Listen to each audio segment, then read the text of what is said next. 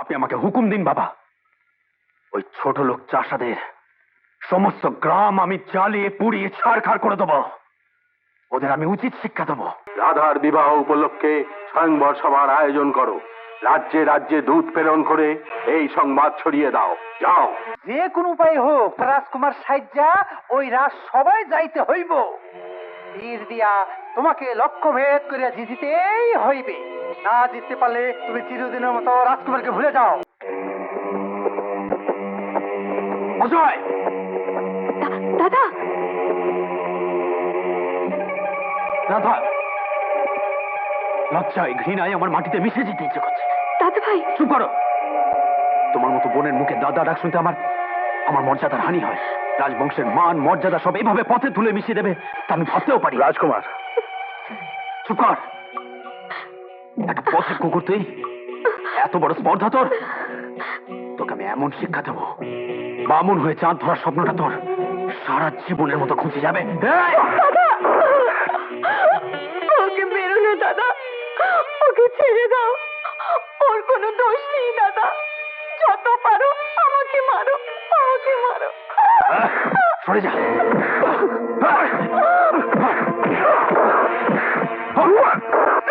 ওঠ।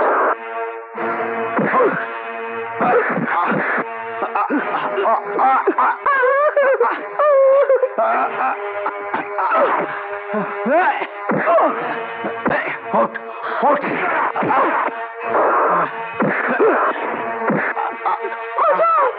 ওকে বেরো না, ছাড়। ওকে ছেড়ে দাও। আমাকে ছেড়ে দাও। চল, চল।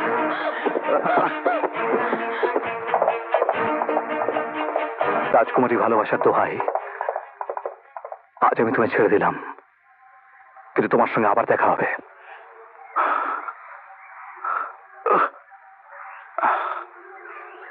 অজয় ভাই, তুমি আর ছেড়ে দিলে কেন? তুই জানিস না কেন? আয়ু থাকতে পাইছে গেছো, অন্ত আরো বিপদ দেব। রাজকুমার মুখে সবকিছু শুই না, মহারাজ তোমার হুকুম দেবো ধরে আনতে। তুমি আর গ্রামে ফিরে যাও না। আমি গ্রামে যাব না তো কোথায় যাব? জঙ্গলে, কালা দিকে জঙ্গলে তুমি লুকিয়ে থাকো। ওখানে কাক পুকুরতে টের পাইবো না। জঙ্গলে থাকবো? ওদের ভয় আমিও তো ভেরু নই মতি। অজয় ভাই, তুমি কেন বুঝতে চাও না? ওরা তোমার ধরে নিয়ে বন্ধু করবো, প্রাণদণ্ড দিব। না না, তোমার আমি এমন করে মরতে দিব না। ওরে যে প্রাণদণ্ড দেয় তো দেবে, ভালোবাসার জন্য এই মরতেও রাজি আছি মতি। ফুলের দিব্যি রইল মতি, এরপরও যে জিত করো, আমার কিছু করার নাই। আমি জানি রে মতি, তুই ফুল, তোরা আমাকে খুব ভালোবাসিস। তোদের ভালোবাসার কাছে আমি দুর্বল। আমি তোদের কথা মেনে নিলাম, আমি জঙ্গলে যাবো। তবে চলো, আর দেরি করো না। চল। চলো চলো চলো। ফুল, ফুল, সর্বনাশ হয়েছে ফুল। রাজকুমার তো অজয় রাজকুমারী দেখে বলেছে। তারপর? তারপর যা আবার হয়েছে, অজয় রাজকুমারের সাথে মারি খেয়েছে। কিন্তু কি করব, রাজকুমারের মুখের দিকে তাকাইয়া অজয় খেয়ে বাইরে খাইলো।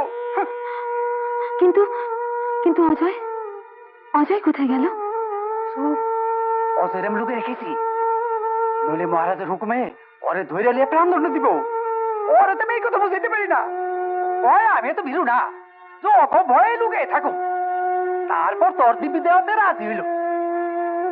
অজয় এখন কোথায় আছে? কালা দেখি জঙ্গলে। জঙ্গলে? কিন্তু কিন্তু সেখানেও খাবে কি? তাই তো ফুল, এই কথা তাকে ভেবে দেখি নাই। চল চল। হ্যাঁ, আপনি আমাকে হুকুম দিন বাবা, ওই ছোট লোক চাষাদের সমস্ত গ্রাম আমি জ্বালিয়ে পুড়িয়ে ছাড়খাড় করে দেবো। ওদের আমি উচিত শিক্ষা দেবো। না না সুমিত, এক্ষেত্রে আমাদের চুপ করে থাকাই বুদ্ধিমানের কাজ হবে। কারণ রাধার মান সম্মানের সঙ্গে রাজবংশের মান সম্মান ওতপ্রোতভাবে জড়িত।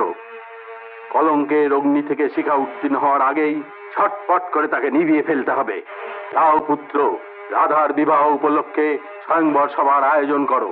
রাজ্যে রাজ্যে দূত প্রেরণ করে এই সংবাদ ছড়িয়ে দাও। যাও। আগামীকাল মহারাজার একমাত্র কন্যা রাজকুমারী রাধার বিবাহ উপলক্ষে স্বয়ংবর সভার আয়োজন করা হইয়াছে। অতএব রাজদরবারে সমস্ত রাজকুমারদের আমন্ত্রণ জানানো হইতেছে।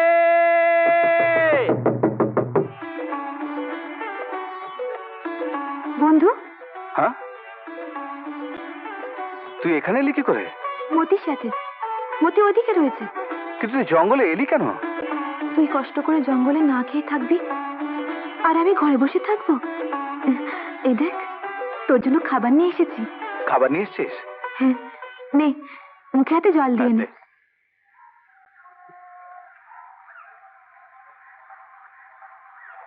আরে ফুল, তুই আমাকে খুব ভালোবাসিস না রে? ভালোবাসি কিনা জানি না, তবে তোর কোনো কষ্ট হলে আমি সহ্য করতে পারি না রে। সত্যি? খা না। হ্যাঁ দে। আরে তুই খেয়েছিস ফুল? তুই খা না, আমি ঘরে গিয়ে খাবো। নে খাবি না? না। তাহলে সব নিয়ে যা, আমিও খাবো না, বাড়ি গিয়ে খা। ঠিক আছে, দে। এই তো লক্ষ্মী মেয়ে।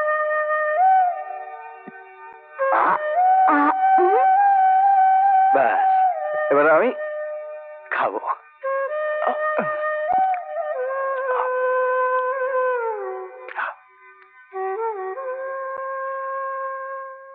এই শোনো। হ্যাঁ, কে? ওরে বাপরে, সিপাই আমার শোনো। ফাঁসিছে। আমি না তো। শোনো, একটু আড়ালে চলো, কথা আছে। যাবো কেন? আয়ু থাকতে মরে গেছি। এই শালা সিপাই আড়াল নিয়ে যেতেছে কেন? খারাপ হতো আছে। মরে নিয়ে তো টানাটানি কেন? ও ধরে খুঁজে বাইর করো। দেখি কেমন বাবার বেটা সিপাই, সে ঘুরে তো একেবারে বালি, সে খবর কাক পক্ষীও জানে না। তুমি তো একটা মশা মাসি। কি বকবক করছো? আমাকে তুমি চিনতে পারছো না? হ্যাঁ? আমি লীনা। তুমি লীনা? আরে তুমি বেটা ছেলে কেমন করে এলাও? আয়ু থাকতে মরে গেছি। ধ্যাত, সত্যি তোমার মাথা খারাপ হয়ে গেছে। ব্যাটা ছেলে হতে যাব কেন? সে পায়ে ছদ্মবেশে এসেছি। ও, তুমি তাহলে মাই এই আছো। আসল কথা শোনো, রাজকুমারী পাঠিয়েছেন। তোমার বন্ধুকে বলো রাজকুমারীর বিয়ে স্বয়ংবর সভার আয়োজন করা হয়েছে। দেশ বিদেশ থেকে রাজকুমাররা আসবে। তীর দিয়ে লক্ষ্যভেদের পরীক্ষা হবে। যে জিতবে তার সাথেই রাজকুমারীর বিয়ে হবে।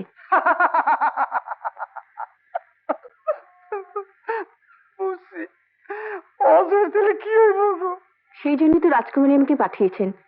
যে উপায় হোক রাজকুমারের ছদ্মবেশে তাকে স্বয়ংবর সবাই গিয়ে বিজয়ী হতেই হবে। এছাড়া রাজকুমারীকে পাবার আর অন্য কোনো উপায় নেই।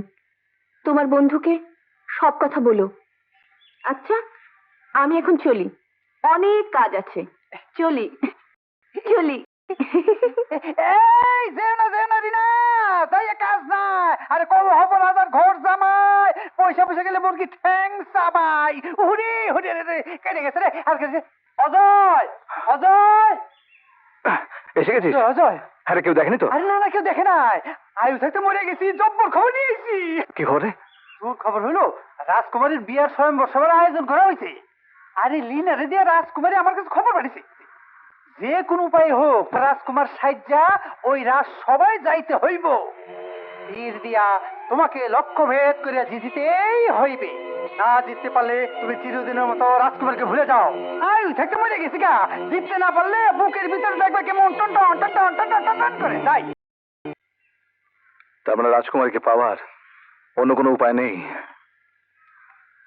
কিন্তু রাজকুমার সাজার জন্য কোথায় পাবো রাজ পোশাক?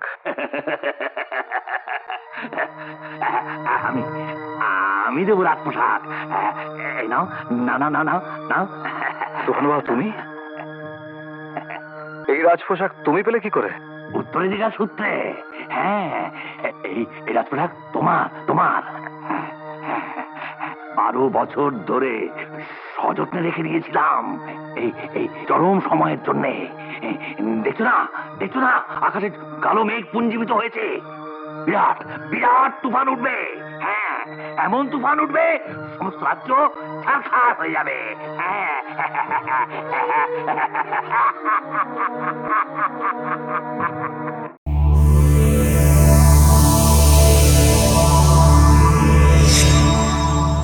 এমন আরো অনেক ভিডিও দেখতে এই চ্যানেলটি সাবস্ক্রাইব করে নিন এবং পাশের বেল আইকনটি প্রেস করে দিন।